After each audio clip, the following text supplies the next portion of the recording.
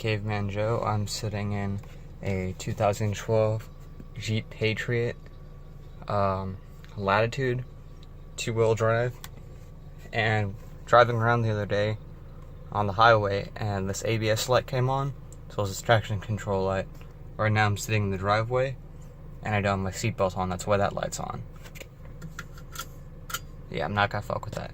But the brakes still work and everything like that, which indicated that it wasn't catastrophic, but there was still something wrong.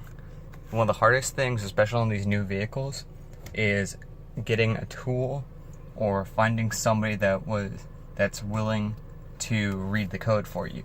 That's the hardest part, because from my research, I figured out that it's most likely the wheel speed sensor, but without scanning it, I didn't know whether it was the front left, front right, or the rear. So I went to the dealership, really nice service advisor was able to scan it for me, no charge, and I figured out it was the right one, picked it up from AutoZone. It's about $30-$40, and now we're gonna replace it.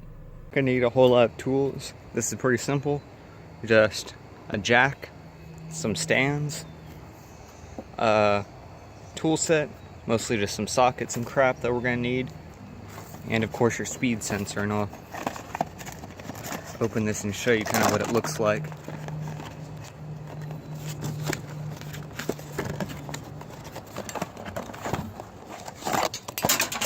It's gonna look something like this. This is the connector, and this is the speed sensor. So it also has all these plugs and stuff. So should be pretty simple. We're just gonna jack up the car right now and get the wheel off. I've actually been working on this for a while now, trying to get this clip off.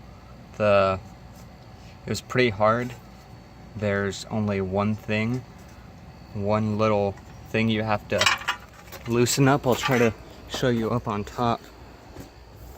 The problem is the connector is way down in here, and you just have to know where to slide the screwdriver.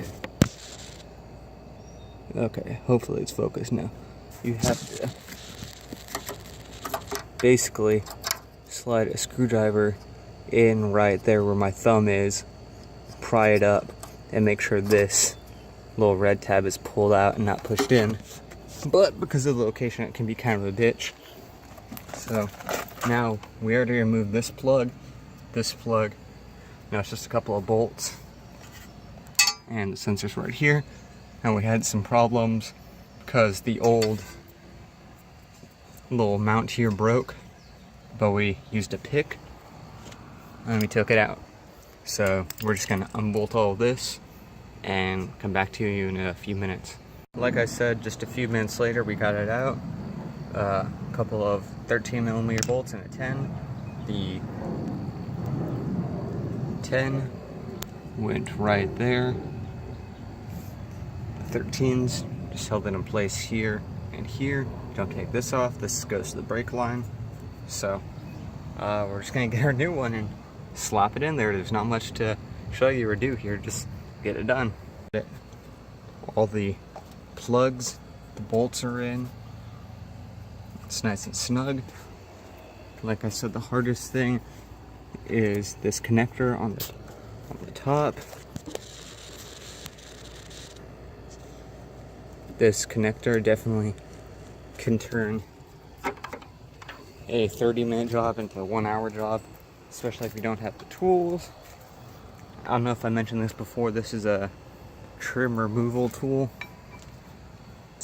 They're mostly used or advertised for interior vehicles, but they work really well for popping these out and these two, as well as this. So you can use a screwdriver.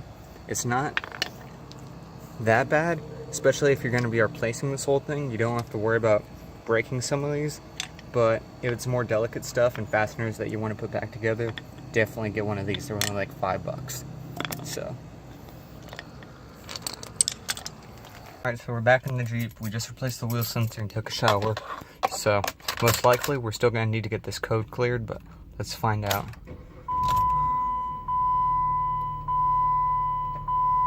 Oh. Yep, still have the lights on, but we're gonna go try to see if we can get it cleared. What do you know, as soon as I pull out the driveway and I get going, the lights cleared themselves. So, I guess we're done here. I'm gonna go out, make sure the cruise control works, get on the highway, try to see if I can get a nice open stretch and test that out. It's a pretty clear indication that the speed sensor works if the cruise control works. But other than that, it's a pretty quick, easy fix. It can be a kind of a pain in the ass depending on the location of where the wires come through.